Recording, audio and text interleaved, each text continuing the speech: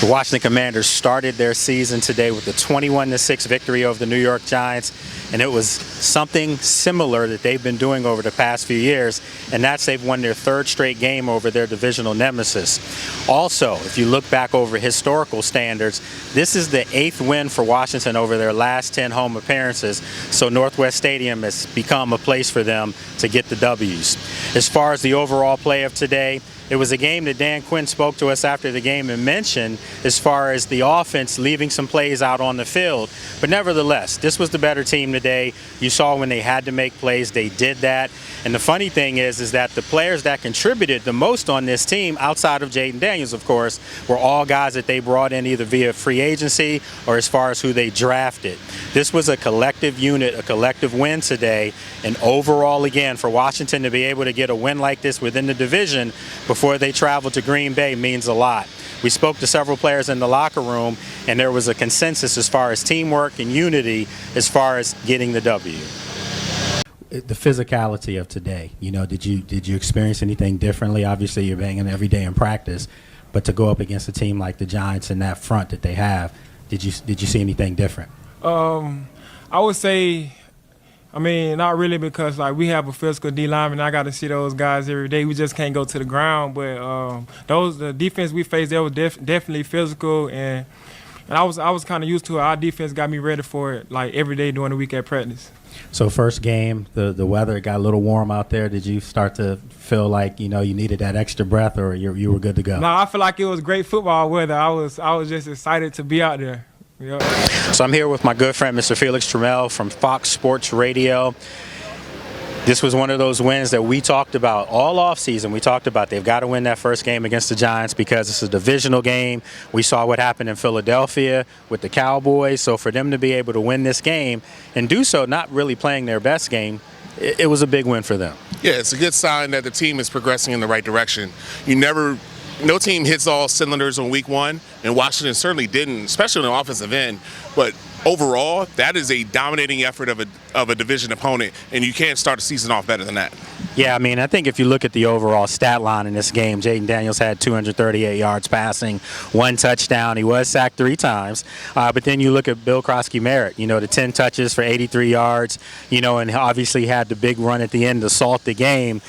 And I mentioned earlier, to be able to get contributions from guys that weren't on the roster last year, that's got to tell this team and as well as the league that they're coming for it. Yeah, you mentioned Jacoby. You saw Deebo Samuels on the runs on the end. Those new guys are contributing, so it's not all on Jaden Daniels. He doesn't have to be the Superman. Somebody asked Dan Quinn of that. He doesn't have to be Superman. He just needs to be Jaden Daniels. He just needs to be a solid quarterback, and that's the performance you got from him. He was never rattled. He was never flustered. Little off, but those things kind of happen in week one. But you see the progression there, and those new additions just fitting in and slotting in to what Washington's building here.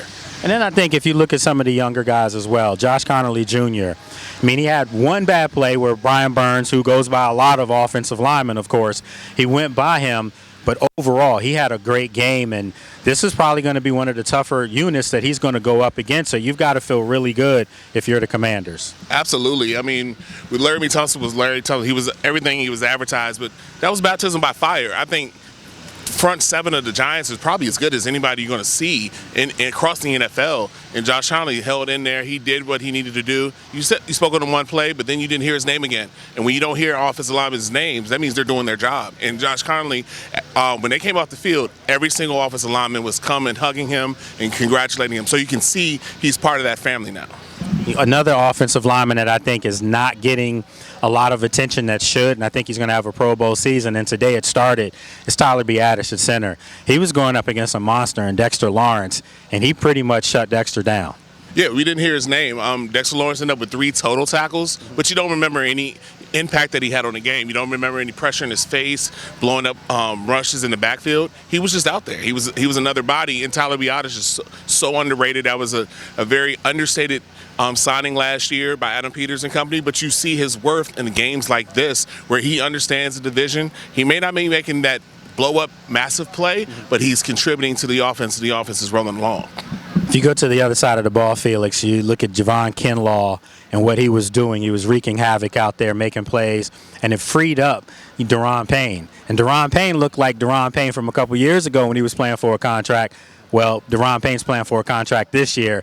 That's a good sign for Washington. Absolutely. I think Kinlaw's just presence. I mean, there was times he was rushing through two guys coming off the edge. And I mean, it's just the versatility of that line. You saw Dietrich Wise just making plays where Russell Wilson couldn't get around Dietrich Wise. And if you're talking about he can't get around Dietrich Wise, he's not getting around anybody else. But Daron Payne, he's allowed to be Daron Payne now. He can't be double teamed, he can't be focused on because there's so many bodies across the front. And we didn't even mention Dorrance Armstrong, who I think had a massive impact in his game, playing the edge and playing those bootlegs that the Giants had to do with Russell Wilson. So that defensive line, which I saw that they stacked, is going to be the bread and butter of that defense. Yeah, I mean, if you go back to the linebackers, they played well. Didn't hear a lot from Frankie Louvu today, but you know that's coming. But then you look at the secondary. Mikey Samerstill had himself a game. Trey Amos, they didn't go at the rookie as much as I thought they were. So maybe on film he's really flashing and showing what we've been seeing all camp, that he's a star in the making. And then, of course, Marshawn Lattimore. It's good to see him back out there running, making plays. So you saw everything that they wanted from their corner room. But then on the back end, Will Harris, Quan Martin. Will Harris came in and made a statement today that, Jeremy who? Absolutely. And I asked Quinn about the young secondary, how they competed. Trey almost one penalty, that's give or take, but then they go at him again, and he's going toe-to-toe with Neighbors. And so the Giants were trying to find a way to get Neighbors open. They would move him to the slot, and Mikey's standing right there. And then they move him to the other side, Lattimore was standing right there. So you're just seeing where the secondary is just versatile now, and you spoke on Will Harris. Will Harris can cover, and I think that's what was lacking from that secondary last year, the ability to cover from that other secondary position. And Quan probably should have had him an interception. Controversial call, it is what it is, but Quan's there to make that finishing play. So that secondary is redone. I mean, I don't even want to mention the corners of last year, of years before, but the young secondary now is aggressive, and they're strong, and they're physical, and they're allowed to play press man, which I think bows into their skill sets perfectly. Will Harris also was the one that caused the fumble off Russell Wilson. Russell Wilson did recover it, but he's showing that he can do more than just cover. He'll come up and hit you. So overall, this was a good win. Naturally, we have a short week, and you heard Coach Quinn say to us right afterwards that Wednesday starts tomorrow. So for those of you that don't know, that means Wednesday's the first day of practice of the week pretty much. So practice is tomorrow. You've got to do this if you're going to be a great team and you have a short week going against Green Bay. Before we wrap up, any thoughts on traveling to Green Bay? Because we don't know the outcome of their game yet. Absolutely. You got to play your game. Jordan Love is kind of a taller Russell Westbrook. He has a better arm, a little bit more versatile receiving core. You don't just have the one stud. They have a little bit more versatility. But we don't know if Micah Parsons is going to play. If he plays today, he may not play Thursday, depending on how his back is acting up. But the offense just has to get better, and it starts with not getting the penalties. I think if they don't get the penalties, this is easily a 35 or 42-point game. So those little easy correctable things is what they need to focus on Thursday night and be 2-0 in 5 days. So listen, folks, if you were worried about this team coming into this game, if you weren't sure, would the momentum carry over from last year, the answer is a resounding yes. They didn't play an A game today, but yet you could clearly see that they were the better team over a team until last year was given this team fits. So for Washington to come in here, first game of the season, like I said, win their 8th game out of 10 here at home, they clearly have a home field advantage here at Northwest. So with all that said, we're going to have a lot more coming up to you over the next couple days as far as practice schedule as this team prepares to travel to Lambeau Field, historic Lambeau Field in Wisconsin, to take on the Green Bay Packers for a Thursday night football affair. So here at Northwest Stadium with my good friend Felix Trammell for CBS 6 Sports, I'm NFL insider Lake Lewis Jr.